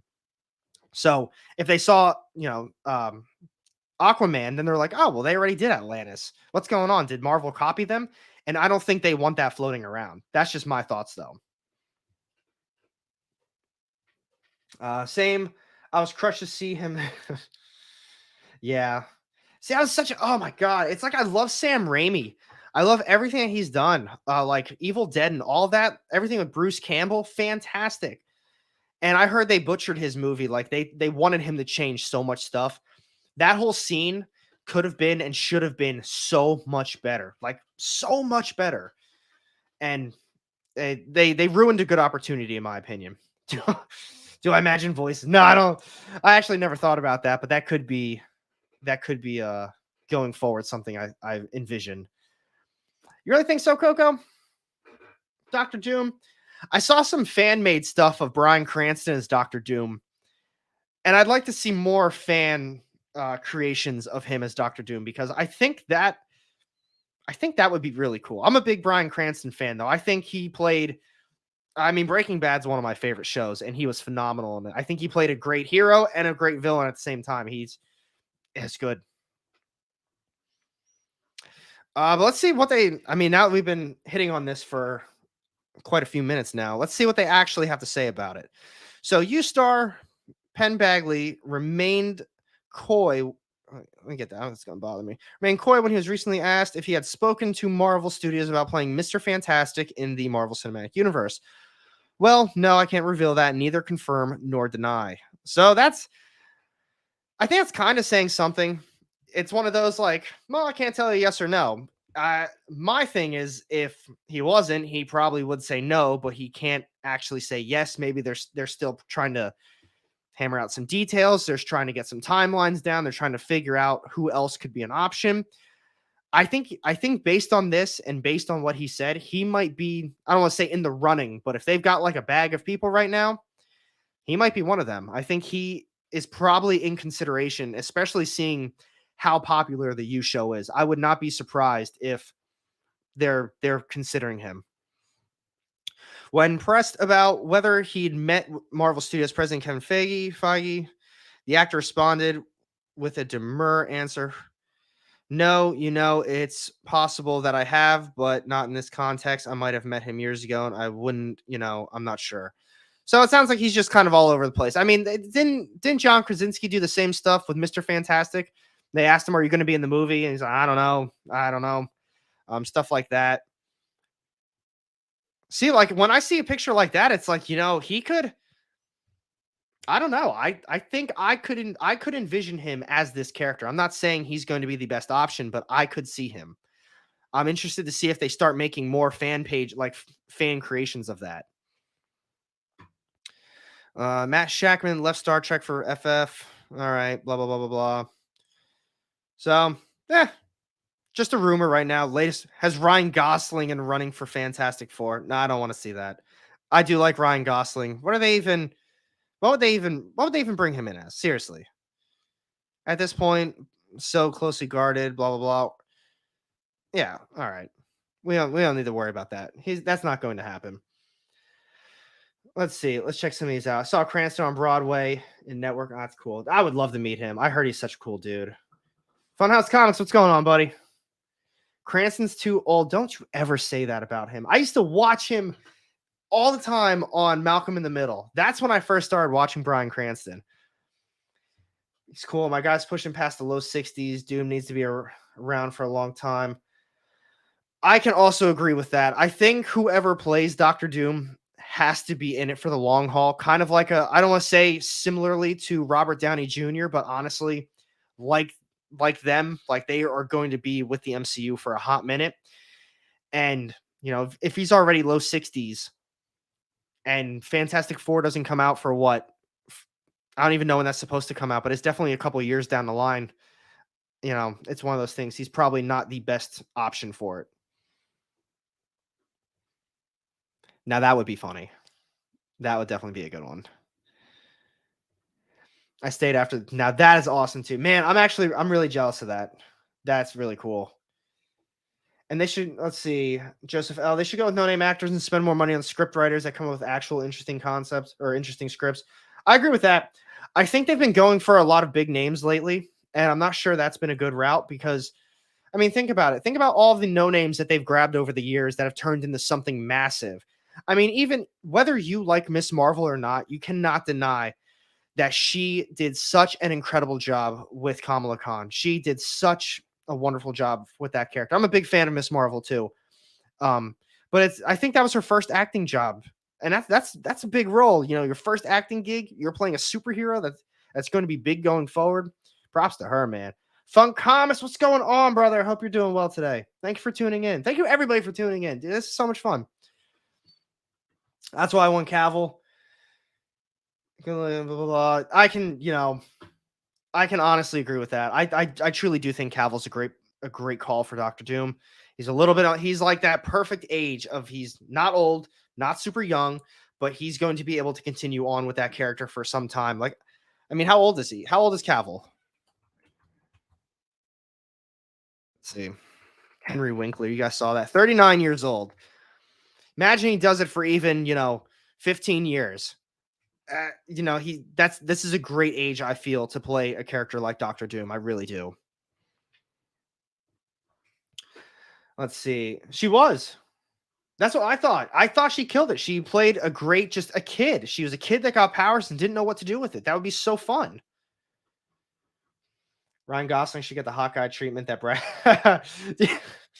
Man, that'd be so funny. Throw Ryan Gosling in the movie and just like, oh my goodness, I can't even think of his name. That plays Deadpool. I'm having a complete blank. I'm looking at all these comments, but they just kind of go back and forth the whole time, and he's just like oogling over Ryan Gosling, like, "Oh my god, it's Ryan Gosling!" Or Ryan Reynolds, though. I couldn't even think of it off the top of my head. Oh, it happens. You're 6'3". I will literally let that one slide. Now that I know your fucking ginormous height. Miss Marvel is great, but not into the comics. Ironheart wasn't great. Much prefer the comics. Well, yeah, I think so. For Miss Marvel, I will agree. The stuff that G. Willow Wilson wrote in the very beginning, I think that was the best stuff. Salad and Almond did a good job too. Yeah, you know what? I like Miss Marvel. I think overall they've done a good job with it. Ironheart, though, I think she did a good job in the movie. But like I was saying before, I don't think she fit in the movie like at all. I don't think she belonged in that movie. Maybe a small, tiny cameo, something like that. Not a major role. And just like, hype her up just a little bit for hype her up maybe just a little bit for her own TV show. They could have literally thrown her into something and just been like, "Oh, this is Riri Williams. She's created this. She is this smart. She is whatever. She's done all this stuff." And they're like, "All right, that's really cool." And maybe Wakanda wants to bring her there because I'm pretty positive that happened even in the comics, that Wakanda brought her to Wakanda. And they could have just done something similar to that, not the major role that it was. Oh my God, there's no way that's tonight. I haven't seen a single human being talk about that. There's no way.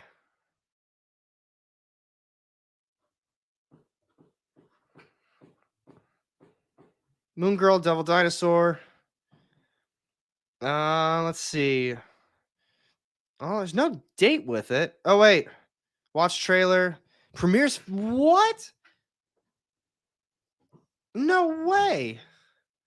So Disney Channel stream, and then the first 6 episodes February 15th on Disney Plus. Well, I mean, I'll probably be able to figure out where to stream it before Disney Plus. Because I don't have Disney Channel. I don't have like television outside of some streaming services. But yeah, look at that, guys. Yeah, premieres February 10th on Disney Channel stream, and then the first 6 episodes February 15th on Disney Plus. How has like nobody been talking about this? I haven't seen a single thing. That's like mind blowing to me. That would be my reaction as well. Wait, what day is today? Oh my God, today is Friday. I keep thinking, wait, Last of Us isn't on tonight. It's on Friday. It is Friday, guys. I think I said the beginning of the stream. Happy Friday, everybody. I totally forgot. Agree. Wasn't convinced she was technical like Robert Downey Jr. Yeah, she did good. Good casting, good character. She just didn't fit. 8 p.m. for Moon Girl. Ooh. I'm like really excited for this now. I mean, it's cartoon. We'll see how it goes, but I think Moon Girl, Devil Dinosaur. I mean, we were just talking about it at the beginning of the stream. Where's it at? Did I lose it already? Check it out. Moon Girl, Devil Dinosaur, guys. Well, actually, that's tiny right there. But yeah, it should be cool. I'm excited for it. It's definitely going to be more on the kids side of things, but I'm pumped. First time here. What's going on, the Ideal City? I hope you're doing well tonight. Thank you for tuning in. Do I also read indie stuff? The Ideal City. I'll tell you what, indies are my favorite. We're talking about Marvel. You obviously see some Marvel stuff there, but I indies are what I read. The like everything behind me, the lower levels, everything off to the side is pretty much all indies. Even the 10 books that I grabbed this week. One, two, three, four, five out of the 10 books I got for New Comic Book Day were all indies. Any new Disney Channel? All right, guys. So yeah, if you want to watch Moon Girl Devil Dinosaur tonight, it's going to be on Disney Channel. I got to figure out a way to stream that though. Any new Omnis? I didn't really get anything too new. I think no, I didn't get anything too new as far as the Omnis go. I keep casually looking around. I got the Predator Omni a little while ago. I'd say this is probably the newest thing that I got. I haven't read it yet, and I'm like really excited to read it. Swamp Thing box set. I'm pumped for that. Actually, hold on. Take this out real quick. Yeah, I got Swamp Thing box set. I'm really pumped for that. That's probably the thing that I got.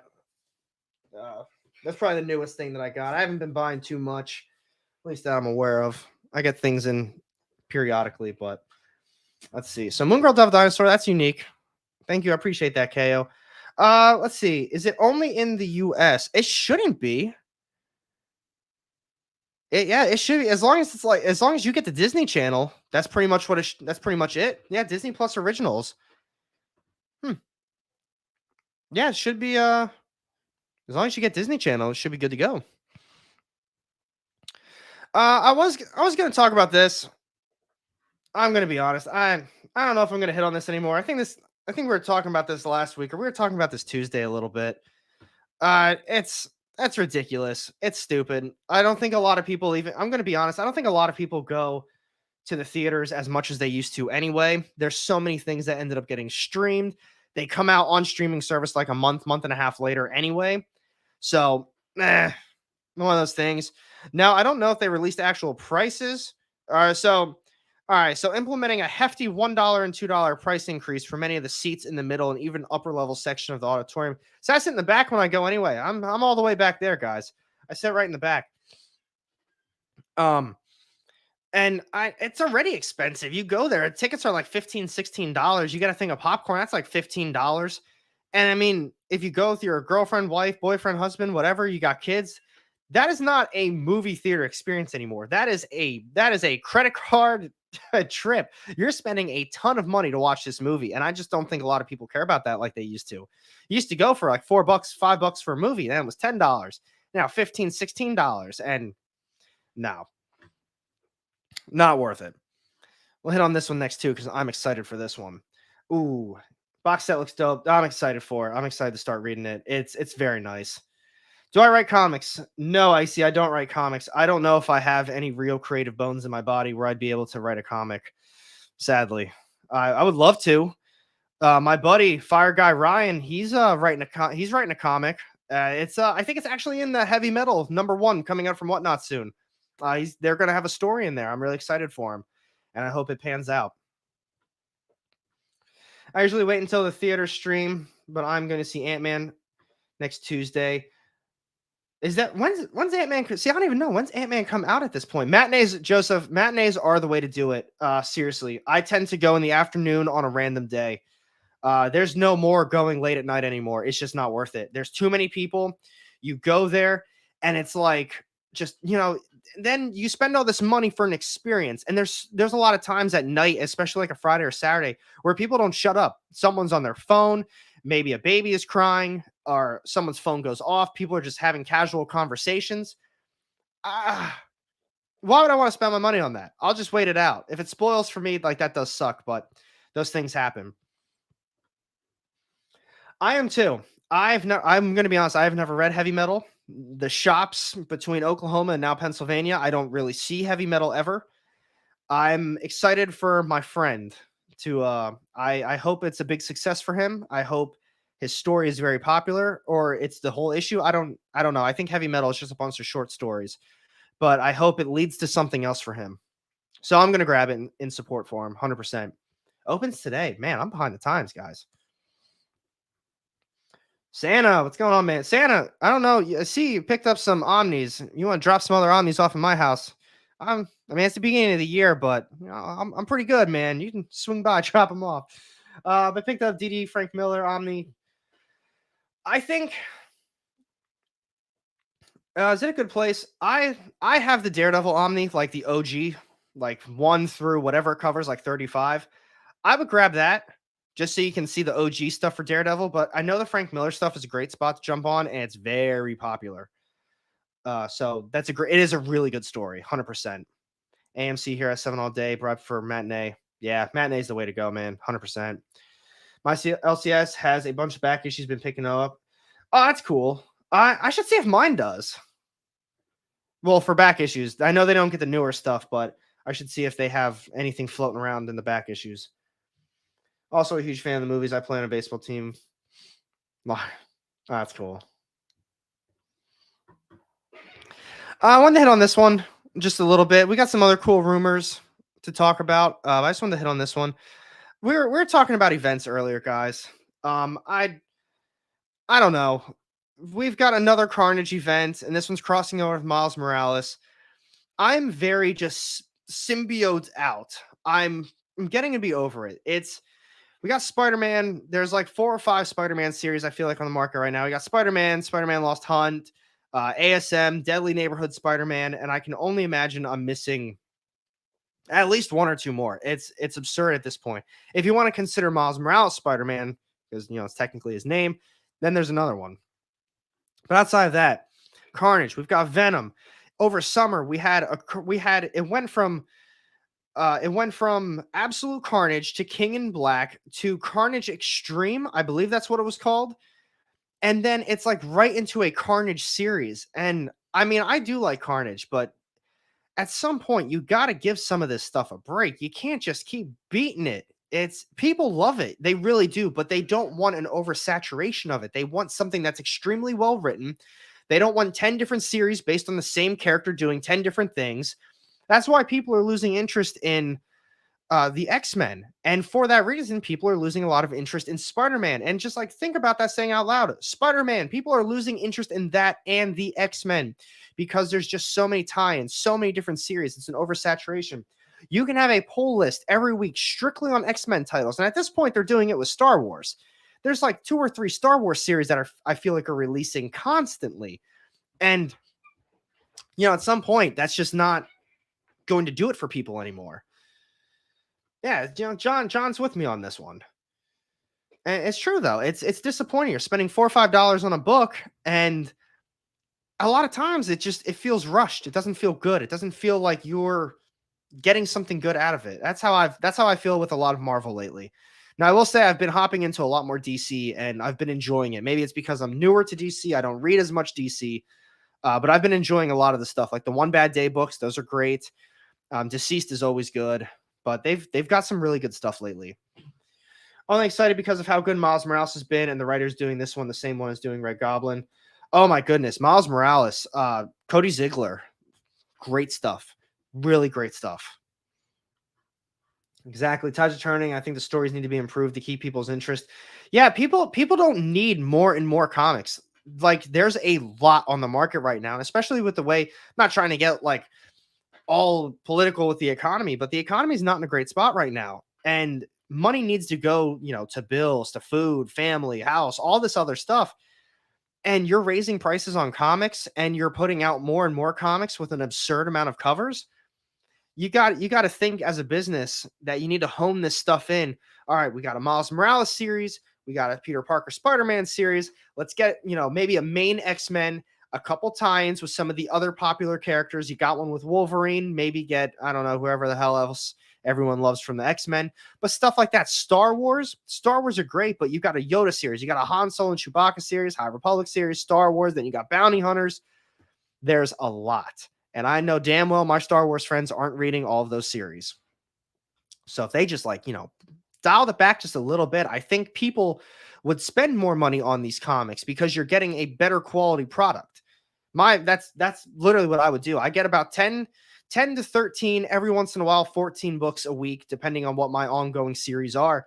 But a lot of these brand new series, I really don't try them out because I don't think it's going to be all that written well, unless it's indies.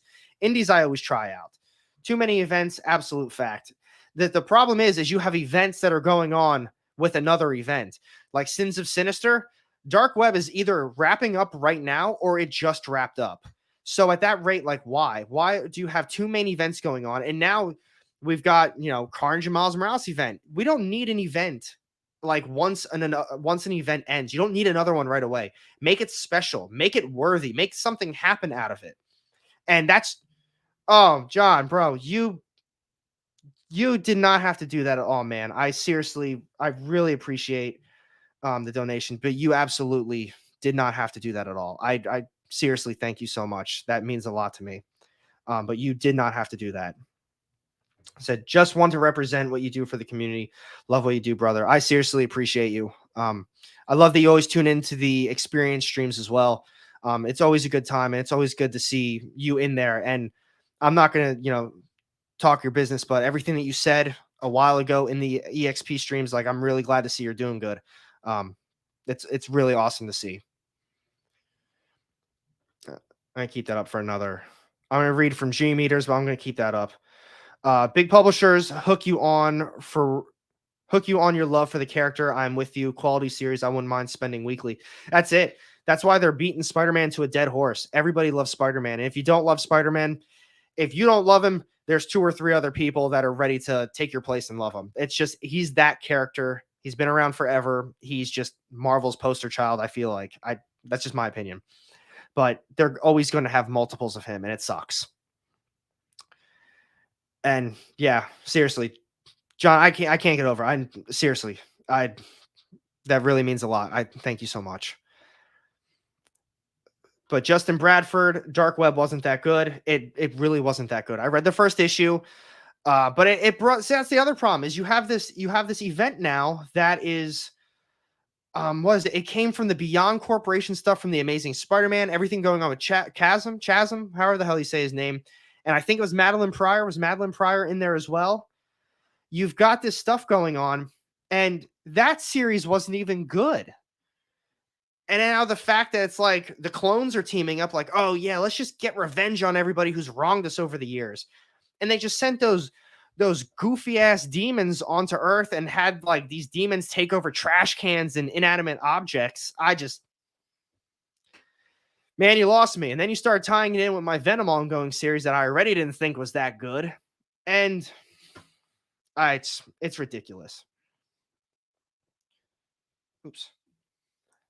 I really enjoy it. I do my best, man. That's why I'm trying to do more live streams. I want to do more stuff with the community. I love doing this. I didn't have as much of an open schedule for a little while there, and that's why I was doing more of just YouTube shorts. I wasn't putting out as much actual like long form content, but I'm going to stick with the usual Sunday, Thursday video, and I'm trying to do multiple streams a week now. I'm definitely Tuesday going forward. 100%. Tuesday, 5 o'clock EST, we're going to be talking about all of the upcoming comics. Get yourselves ready for Wednesday. I love this Friday live stream. I'm going to do my best to implement this every single Friday as well. So much fun. Too many goblins. Never did I think that I'd be saying, man, we got too many goblins right now. What? Like, we got the green goblin, red goblin, gold goblin. The hobgoblin still half-ass exists, I guess. But it's like, and they're all like coming together. Like, what's going on with that stuff, man?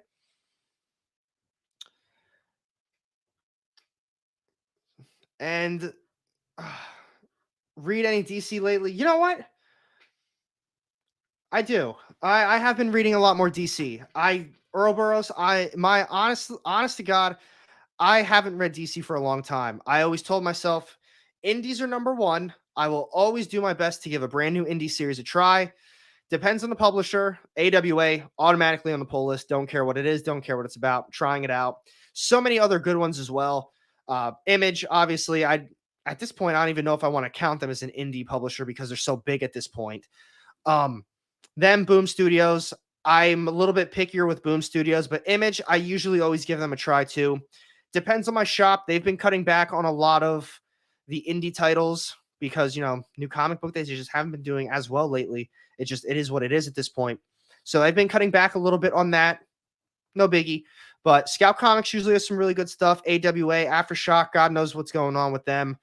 Even if they come back, I'm not sure if I'd be willing to support them based on the things that they have kind of done, I guess. I don't want to put words in other people's mouths, but based on a lot of reports, they owe a lot of people a lot of money. And a lot of creators said they haven't been paying. They haven't been doing this. They're not doing that. And I don't think it's I just don't think it's worth it to support them. If you can't pay your creators that put out your stuff, whatever you're doing with this money, it's not going to the people who made you this money. So I'm not sure if I would like to support those creators. Hopefully they get work somewhere else. But as of now, based on stuff that I've read, that's how I feel about Aftershock. But then I went off a damn tangent. So indies, it's always been Marvel because I love Miles Morales, love Spider-Man. There's so much good stuff, but it's just not good. It's not. But I've been dipping my toes into a lot more DC. I like DC's events, which is crazy. Marvel, I tend to grab ongoings because I like the characters. Their events are terrible. I tend to skip all of their events. But DC, I'm not as big into a lot of their superheroes. Just personally, I'm not massive into massive into the superheroes themselves. I like just a well-told story. I like crime stuff, mysteries, ghosts, horror. That's my jam. But man, their events, they're fantastic. I got over there. I got the Dark Knight's death metal. I got all the Dark Knight stuff. I got Long Halloween, Dark Knight Returns. What was that one right there? Batman, Killing Joke, Black Mirror, Deceased. I've got a bunch of like trade paperbacks and hardcovers for DC. That stuff is extremely good from DC. I can't speak on a lot of ongoings though. Let's see. Let's go back. Joseph L. Agree with you, John. Your content makes me enjoy the hobby even more. Joseph L. I seriously appreciate the donation. You didn't have to do that either. That means a lot to me. It really does. And then, oh my God, Jay, I'm getting down some of these comments right now. Sorry, I missed another Joseph L. Batman One Bad Days have been really good. I think they're extremely good. I'm not a fan of the price tag on them. I think they're $7.99, but it is a cardstock cover. They're oversized issues, and for the most part, I don't think I've read a bad one. So it just sucks because you get a book like this, like Moon Girl Devil Dinosaur, it's $3.99. You're like, okay, well, I can get Moon Girl Devil Dinosaur. I can get Daredevil for $8, or should I get this one book for $8? I always pick and choose stuff like that. And I tend to not get them as much. I do read them. A lot of times I just read them digitally, but they have been really good. Static is one that I've been interested in getting into. I haven't started it yet. But I've heard great things. I have. Riddler and Bane. Oh, Riddler and Bane were great. Riddler and Bane were really good. I didn't read Catwoman yet, though. That one's on my list to read. I read the Mr. Freeze one. I may have read... I don't know. I've read another one. I can't recall off the top of my head. And JW says, don't forget about the Goblin Queen. Don't... Another one. I know. Another queen. Or another goblin, I should say. And Preston, buy yourself a trade paperback for a new series and let us know how it is. I thank you so much. What's the trade paperback going to be? What's the publisher? You want me to try out a DC? Do you want me to try out a Marvel? Because that's what it's going to go to. Whatever one that you recommend, or which one you think that I should, dip my toes in, try it out. That's what I'm going to get. Now, I will tell you, I did actually just read The Watchmen. I also have got V for Vendetta. I know it's technically Vertigo, but DC's DC, Like I said, that's the type of stuff that I really like to read. But seriously, donation, that means a lot to me. Thank you so much. I really do appreciate it. Batman and the Joker, the Deadly Duo is good. That one I'm waiting for a hardcover or a trade paperback. That one I'm 100% waiting for. Because that is... I picked up a couple of the issues. They felt very short, in my opinion. It didn't feel like I was going to be getting my money's worth out of it, but the artwork is great. And I mean, Silvestri. That's the Silvestri one, right? Because I heard great things. But like I said, I would like to read that all at once. Oh my god, man! Everybody, why you guys don't have to do this? Thank you so much, Santa. You're the man. AR. I haven't commented much, but your videos are my favorite. Love the content. You seem like a good dude. No, man, it's you guys, the community. You guys are the good group. I make this stuff because I love making this stuff to like converse with you guys. I love having these conversations. I mean, we've been stuck on this stupid Carnage and Miles Morales crossover event announced by Marvel for what, like 10, 15 minutes, and we've barely talked about it. We're just having a conversation like of all everything in the comments right now. This is what I truly love to do. I just it's so much fun to me, and I really miss doing live streams. So seriously, thank you so much for the donation. But like I said, you guys really don't have you didn't have to do that. And Hugh, huge like fucking love your name, man. Yeah, I laugh every time. Huge erection always pops into the EXP streams as well. Glad to be a part of this community with everyone. You mean a lot to me. Thank you so much. You guys all mean a lot to me. Everybody in here right now. I appreciate it so much. I really do. I really do. Let's see. And Preston's always in the XP streams as well. All such a good community. This is the best community right here. I'm not saying like everyone watching AR right now. No, like this comic book community. It's I feel like I don't see a lot of hate. Maybe I mean within the last like 2 years I've seen a lot more than I ever have, but it's always for different things that usually are surrounded by like speculation and money or going back and forth like, oh, this book sucks, like this was a bad spec. No, that's a bad opinion on your spec. But man, you talk about these stories and you talk about these books, and it's like this is what really brings everybody together. It's a very close-knit community with very wonderful people. Seriously. Oh my goodness. Do I have that over there? No, was it Joe Hill House? All the Joe Hill House stuff that they came out with. Oh, it's also in the comment. I should have finished reading it. But that came out a few years ago, like around Halloween time. There was, I think, Daphne, Basket Full of Heads, Low Woods or the Low, something like that.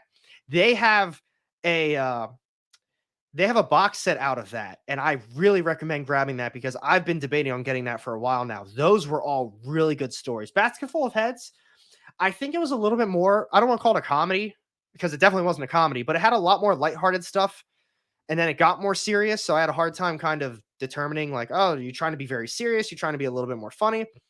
But it was extremely good. Now, I didn't read the second volume of it. I don't remember what the second volume was called, though. But it definitely was like kind of a follow-up series to that one. Penguin. Penguin, I forgot to read. That one I did not read. But that's the thing. It's tough because it is $7.99. But to me, in my brain, it's like, oh, well, I'm not a huge DC guy. But it really is. I haven't read a bad one yet. Seriously. Like Mr. Freeze was great. Riddler, Bane, all great stories. I was not disappointed at all. I always felt like I got my money's worth. Great artwork, great, like well-told story, cardstock cover, oversized issue. That's like Chroma from Image. Chroma is a great series, great storytelling. The artwork is just stellar when you look at it. And it's an oversized issue. And it's a cardstock cover, but I think that's like $6.99 or $7.99 too. AR, if you haven't read Superman, Red Sun, All-Star, Kingdom Come, I'd recommend any one of them. All right, that's where it's going to go then. I'm going to get one of those. Debating on either Kingdom Come or Superman Red Sun because those are two that I have actually been really interested in reading. All-Star Superman I heard was really good, but between the other two, those are the ones that I constantly hear things about. And those, so it'll be one of those, and I'll keep you guys posted on that. And Ouroboros also agrees, so that's cool to see. 97 Ghosts, thanks for doing what you do. I look forward to watching your new books every Sunday afternoon. I haven't, man. No, you rock. No, thank you. Seriously, like that means so much to me. That I don't know. It makes me really happy knowing that people actually enjoy watching that stuff. Kingdom Come is great. All right. Well, so the thing is, I think a lot of people were talking about Kingdom Come is going to be in the new slate of DC, or people were expecting it to be. Because I saw a lot of people posting about it, because I think it was the Alex Ross cover. I mean, you can't go wrong with Alex Ross, you know what I'm saying?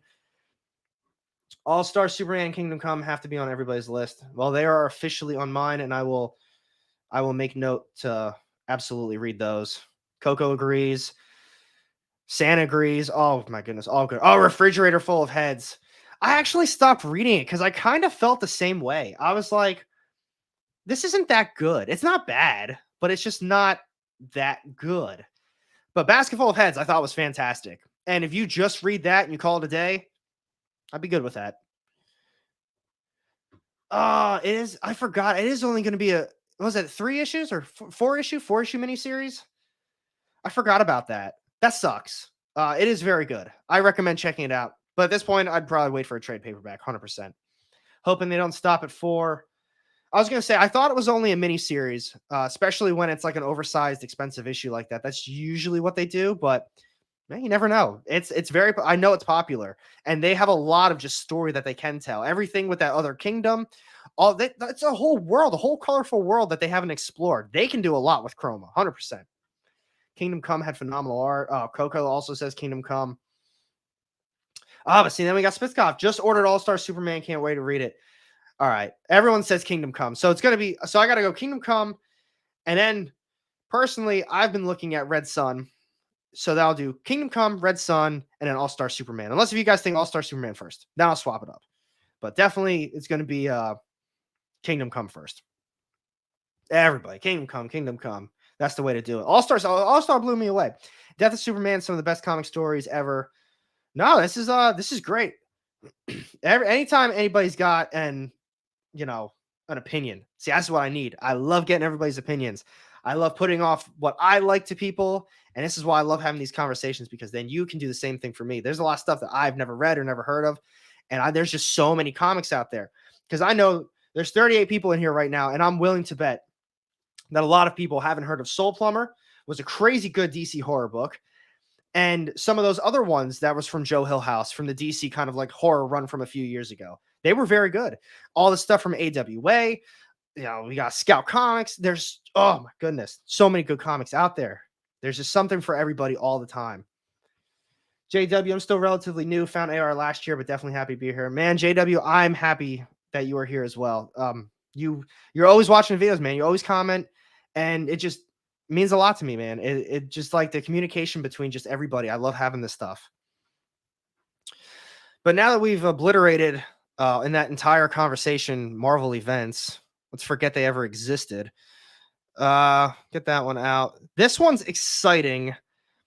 It's not too exciting because I could see it happening, but it's one of those kind of it is what it is things. I would like to see him return, but I at the same time would also kind of prefer a fresh take on everything. They could do so. Doctor Strange Multiverse of Madness star Patrick Stewart teases fans they might be back as Professor X for the Marvel Studios of Deadpool 3. If anything, we should talk about this one first before we get into that one. So Deadpool 3 will lead directly into Avengers The Kang Dynasty. Sorry about that. That's what I've been reading, and that's what a lot of other people have been talking about lately as well. So what I think they're going to do is, I'm not saying Deadpool is going to do some kind of break the fourth wall, jump through different multiverses type stuff, but I would not be surprised if Deadpool 3 has all of these characters that they keep talking about, like Wolverine, Patrick Stewart comes back, like this, and some of the older X-Men characters, God knows who else. But I think that might be like the final farewell for all of them as they just completely start fresh. Like maybe they do this. Deadpool is jumping around in all these different multiverses, and he lands in here with Kang, or he lands in with just everything. And that's like the beginning of everything with Deadpool in the real MCU with everybody else now. Those characters are officially in the past. They got their farewell. They are done for. And now we have our new versions of them in this Marvel universe. That's what I think is going to happen. Obviously, I'm sitting here reading this article. I don't make the big bucks. My opinion is just an opinion here.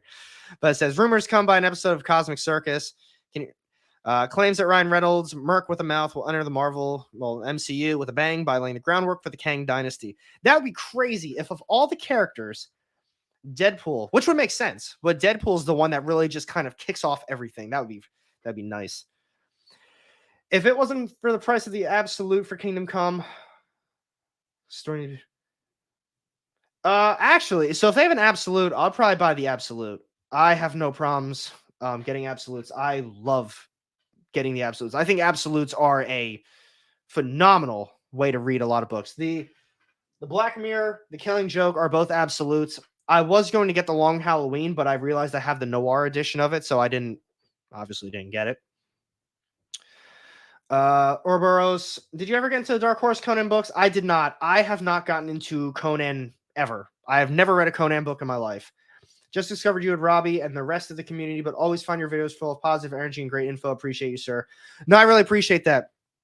Robbie has very good videos as well.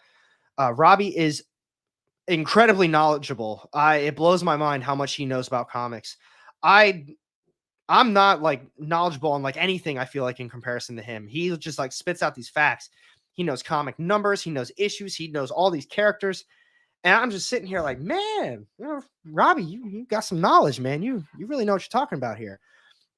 So definitely check out Pop Culture Philosophers if you've never watched anything with Robbie before. He's got really good stuff. Rebecca Stamos as Mystique. I heard Mystique was coming back as well. So that's what I mean. I think they might do like a big farewell to all these guys. Let's see. So, I mean, that's obviously what this one is. That's all this one was talking about. Hugh Jackman talks Deadpool 3. So he's obviously in it. And that's what makes me think that all these other characters are going to be in it as well. Just like I said, one final farewell. Done with it all. Calling it a day. Let's see. Haven't read the Dark Horse books, but I'm looking forward to the new Titan series. So I was going to say, so I know Titan Comics picked up Conan. I like Titan. I've read some really good stuff from Titan. They've got Gun Honey. It was crazy. I just got done hyping them up. I'm like, oh yeah, Titan's got great stuff. And I was like, yep, Gun Honey. That's it, guys. That's it. No, but they've got I think it's Animal House. Is that the movie? Animal House. The one with the animals, they had that one. They had Bloodborne. I haven't read that first issue. Well, there's a few issues now, but I haven't read that one either. And I heard that one's really good as well.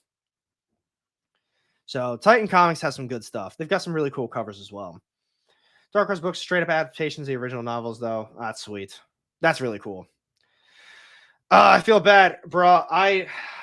Green Lantern's another one that I haven't really read any comics of. Animal Farm, that's what it is. What did I say? Animal House? That's a movie, I think. Is that the one with Chevy Chase? Or is that Animal? Yeah, it might be Animal House. I don't know at this point. So I haven't read a lot of Green Lantern comics. It's been like very sporadic, comic here, comic there. Nothing just, consecutive, no series, no complete series, none of that stuff. And, man, everyone recommended a Green Lantern omnibus to me, and I can't think of it off the top of my head. If I look it up, I'd know it immediately. But everyone recommended that specific omnibus. Oh, it's John Belushi. That's what I'm thinking of. What was the one with Chevy Chase? Animal House is a really funny movie, though. But there's some Green Lantern Omni that everyone recommended. And I just, like I said, I can't think of it off the save my life. And I mentioned it before, Fire Guy Ryan. He's the one that recommended it to me. What about the new X-Men animated series? Any news on if they're taking a no, from what I remember. All right, well, we're done with these. And this really isn't anything that's special. I was debating on talking about this, but Disney Plus loses money. It makes sense. They're putting out a lot of subpar stuff to a lot of people.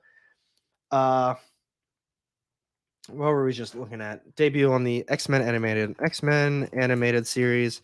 Let's take a quick peek at this one too. If there's any recent news, I should probably look up the year. I just put new. Oh yeah, X-Men 97 gets a release date. Let's check it out. It's from Variety. Nearly after 30 years, debuted. Blah blah blah blah blah. They're returning in fall 2023 with the second season already confirmed. Oh, that's cool.